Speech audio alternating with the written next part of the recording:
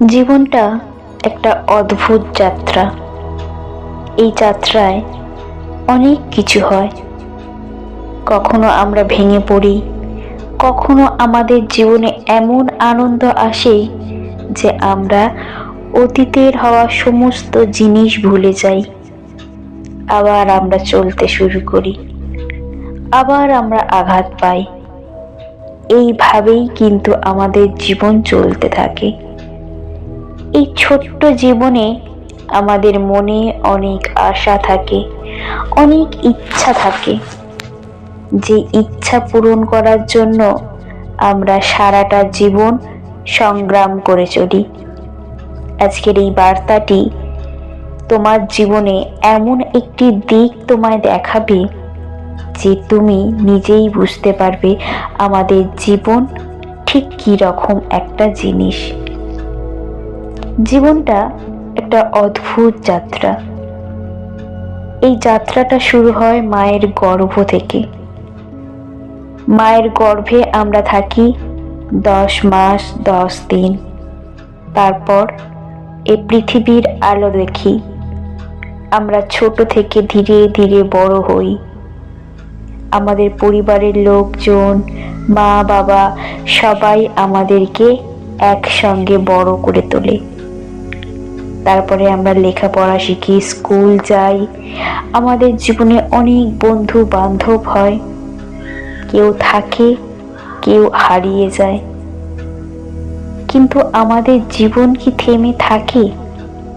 কত মানুষের তো আনাগোনা হয়, কত মানুষ আসে, কত মানুষ চলে যায়, কিন্তু কখনোই কোনো মানুষ তাই তোমার সঙ্গে থাকে না।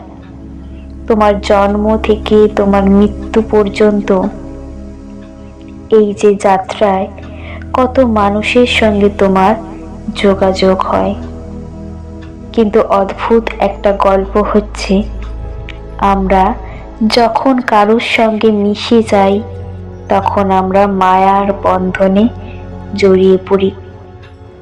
সেই মানুষটা যখন আমাদের জীবন থেকে হারিয়ে যায় বা চলে যায় তখন আমরা প্রচুর পরিমাণে ভেঙে পড়ি।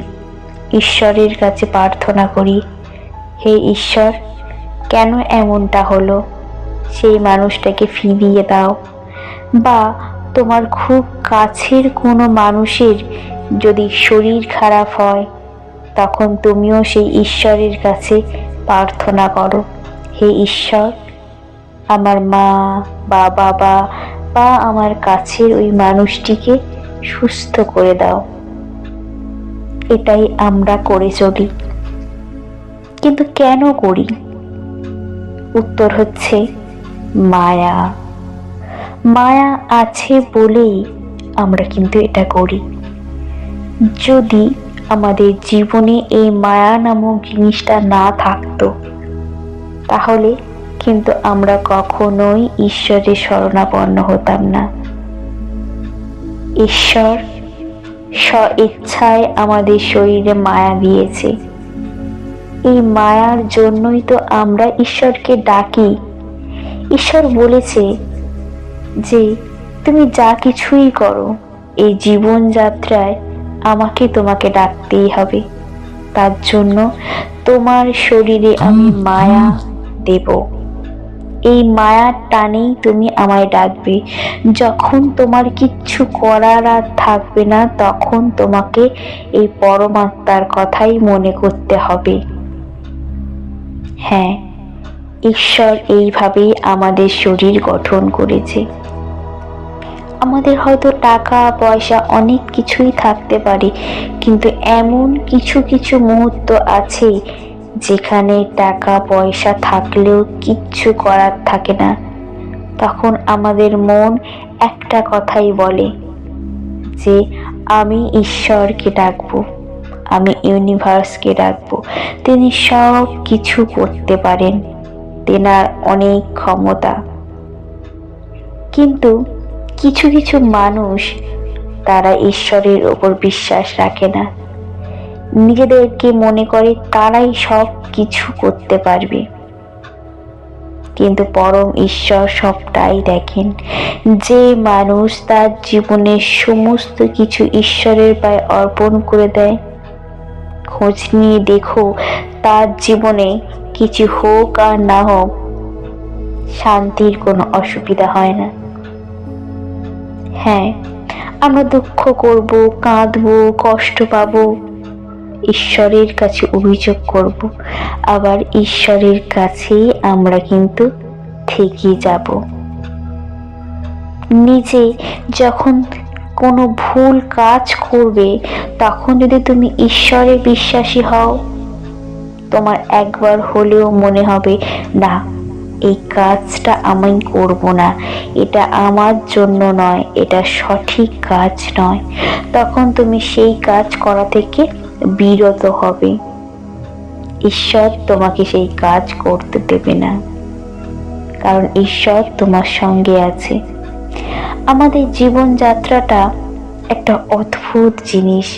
সব কিছুই আমরা মায়া বশেই করে বেড়াই, কিন্তু এই মায়াকেই কাটাতে বলছে।